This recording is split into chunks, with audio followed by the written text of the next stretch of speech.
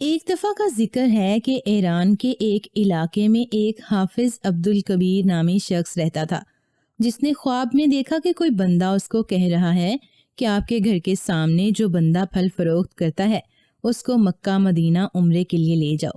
حافظ صاحب جب اٹھے تو انہوں نے اس خواب کو اپنا وہم سمجھا۔ جب حافظ صاحب دوسری رات سونے کے لیے بستر پر لگے، تھوڑی ہی دیر کے بعد اس کو نیند آ گئی۔ انہوں نے پھر خواب دیکھا کہ کوئی بندہ اس کو کہہ رہا ہے کہ پھل فروش کو عمرے پر لے جاؤ۔ یہ خواب مسلسل 2-3 دن جاری رہا۔ آخر کار اس نے اپنے کسی نوکر کو بھیج کر اس پھل فروش کا نمبر لیا اور اس کو کال کر کے کہا کہ میں نے خواب میں دیکھا ہے کہ مجھے اللہ تعالیٰ کی طرف سے حکم ہے کہ میں آپ کو عمرے پر لے جاؤں۔ وہ بندہ یہ بات سن کر ہنس پڑا اور بولا، اے اللہ کے بندے، میں تو نماز کی پابندی نہیں کرتا، تم عمرے کی بات کر رہے ہو؟ میں تو ایک شرابی اور گناہگار بندہ ہوں، میرے نصیب میں عمرہ کہاں ہے؟ آپ میرے سے مذاق مت کرو۔ حافظ کے بار بار اصرار کرنے پر پھل فروش اس کے ساتھ عمرہ کرنے کے لیے راضی ہو گیا۔ پھل فروش نے یہ شرط رکھی کہ میں آپ کے ساتھ عمرہ کرنے اس شرط پر جاؤں گا کہ تم مجھے اپنے گھر واپس چھوڑو گے۔ حافظ صاحب اس بات پر راضی ہو گئے تھے۔ جب حافظ صاحب اس کو ملے تو وہ خود بھی بہت پریشان ہو گئے کہ یہ بندے کی نہ شکل و صورت ہے، نہ ہی یہ بندہ دیکھنے میں نمازی لگتا ہے۔ میں غلط بندے کو تو عمرے پر نہیں لے کر جا رہا، جس کو میں نے خواب میں دیکھا یہ وہی بندہ ہے۔ آخر کار دونوں عمرے کے لیے روانہ ہو گئے۔ میقات پہنچے تو غسل کرنے کے بعد احرام باندھا اور حرم کی طرف چلے گئے۔ دونوں نے مل کر بیت اللہ شریف کا طواف کیا، مقام ابراہیم پر گئے اور نماز ادا کی، صفا مروہ کی سعی کی، اپنے اپنے سر کے بال کٹوائے، عمرہ مکمل کیا۔ عمرہ کرنے کے بعد واپس اپنے ملک ایران آنے کی تیاری کرنے لگے تو پھل فروش نے کہا، حافظ صاحب میں یہاں 2 نفل ادا کرنا چاہتا ہوں، پھر کیا پتہ عمرہ کرنے کی سعادت حاصل ہو یا نہ ہو۔ اس بندے کی بات سن کر حافظ صاحب نے کہا کہ اے بندے، اس میں کیا اعتراض ہے؟ 2 رکعت نفل ادا کر کے چلے جائیے گا۔ دونوں نے 2 رکعت نفل کی نیت کی۔ حافظ صاحب نے سلام پھیرا۔ پھل بیچنے والے سجدے کی حالت سے ابھی اٹھا ہی نہیں تھا۔ کافی دیر تک انتظار کرنے کے بعد حافظ صاحب نے دیکھا کہ وہ بندہ سجدے کی حالت میں ہے۔ جب حافظ صاحب نے اس کو ہلایا تو اس کی روح پرواز کر چکی تھی۔ اس کو غسل دیا اور مکہ مکرمہ میں اس کو دفن کر دیا گیا۔ حافظ صاحب اس کی موت پر بہت حیران تھے۔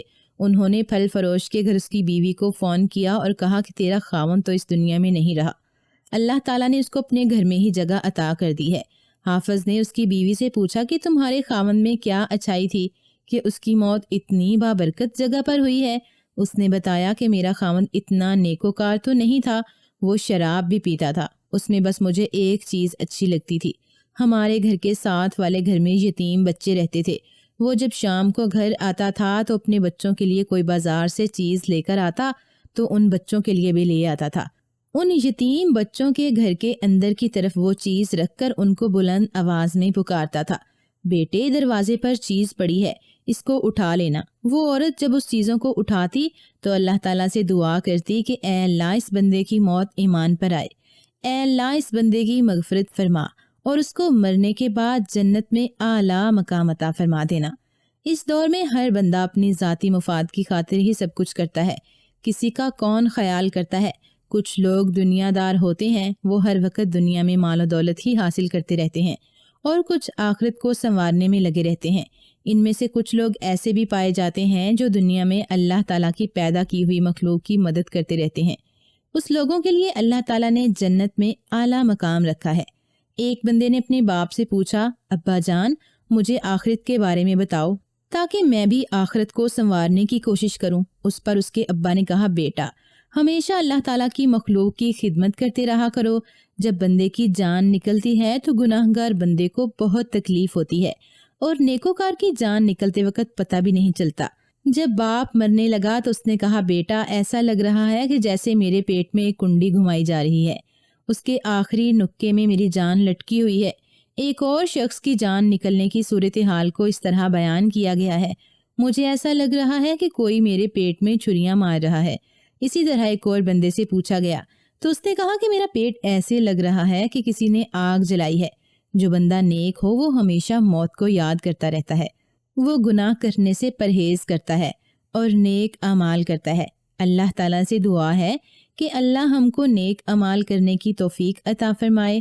آمین ثم آمین۔